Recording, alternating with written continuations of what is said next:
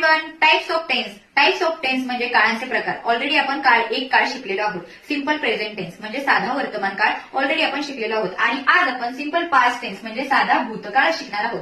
साधा भूतकाळामध्ये काय होतं, एखादी क्रिया घडून गेलेली आहे किंवा एखादी क्रिया झालेली आहे हे व्यक्त करण्यासाठी आपण साध्या भूतकाळाचा वापर करतो. म्हणजेच वाक्याच्या शेवटी ल, ला, ली, ले, लो किंवा ल्यास आल्यास आपण समजणार हे वाक्य साध्या भूतकाळाचं आहे. मग यामध्ये आपण काय करणार, क्रियापदाचं दुसरं रूप वापरणार. आपण सिंपल प्रेझेंट टेन्स मध्ये कालच्या लेक्चरमध्ये क्रियापदाचं पहिलं रूप वापरलं होतं. आज आपण क्रियापदाचं दुसरं रूप म्हणजे V2 वापरणार आहोत. Let's take a some example here. इकडे बघा, लुक हिअर. मी गेले.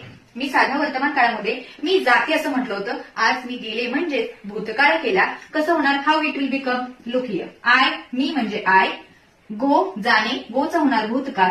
दुसरं रूप वेंट. सेकंड एक्झाम्पल, तो लिहितो. साधा वर्तमान काळ.